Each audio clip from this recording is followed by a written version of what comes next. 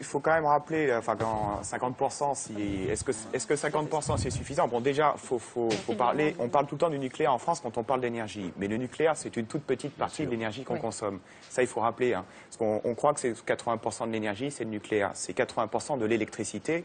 Et tout le reste, pratiquement, c'est du fossile. Maintenant, est-ce qu'on est sur la bonne trajectoire pour réduire suffisamment les gaz à effet de serre? Il faut poser cette question-là aussi. Et, on va parler du gaz à effet de serre, puisque, vous le savez, l'Union européenne vient de s'engager sur des taux de réduction, mais on en parle après. Bon, quel est l'enjeu, quand même Oui, je vous en prie. Sur le gaz à effet de serre, quel est l'enjeu? L'enjeu, il est... Bon, on n'en sait rien, en fait, de ce qui va se passer dans l'avenir avec l'injection des gaz à effet de serre dans l'avenir. On ne sait pas dans l'atmosphère, on ne sait pas exactement. Les scénarios disent que ça pourrait monter de 6 degrés, quelque chose comme ça. Qu'est-ce que ça représente 6 degrés? Personne n'en sait rien. Ce qu'on sait, par contre, c'est 6 à 6 degrés de moins. 6 degrés de moins, c'est une glaciation, c'est la banquise qui descend jusqu'à Brest. Donc ça donne un peu une idée de l'ampleur du risque. Alors après, c'est incertain, peut-être. N'empêche qu'il faut prendre la mesure du risque. La mesure du risque, elle a été prise par une négociation internationale. La conclusion qui a été décidée dans la loi déjà depuis longtemps, c'est de réduire de 80% les émissions de gaz à effet de serre d'ici 2050. C'est même plus un débat, ça a été tranché tout ça.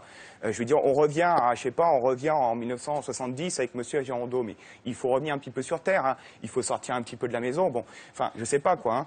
Hein. Donc 80%, c'est vraiment le minimum. Hein.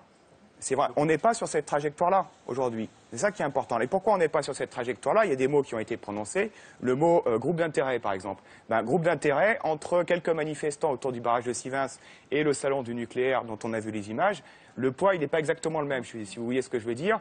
Et il y a un gros frein qui est dans les gros intérêts, notamment le lobby automobile, le lobby, enfin, Monsieur Girondeau doit bien connaître, qui s'oppose à l'Automobile Club. Voilà, exactement. Donc, qui s'oppose, alors que la voiture est en voie de devenir, disons, une contrainte pour une partie grandissante des Français, puisque le prix de l'essence va augmenter et ainsi de suite. Bon, il y a encore des gens qui prennent pas conscience des tendances qui sont avérées par toutes les instances qui existent et qui continuent à vivre dans un monde de Mickey dans lequel on va continuer à rouler en bagnole pendant 150 ans avec voilà, l'énergie du bon Dieu. Il y a un moment, il faut être un petit peu sérieux, quoi. Il faut prendre la mesure des risques et il faut prendre des décisions courageuses et je ne crois pas que ce soit ce gouvernement-là qui soit en train de les prendre. Et d'ailleurs, ce que j'entends, enfin, moi je regarde pas ça de très près, mais apparemment vous me confirmez que c'est le cas. Alors, puisque vous...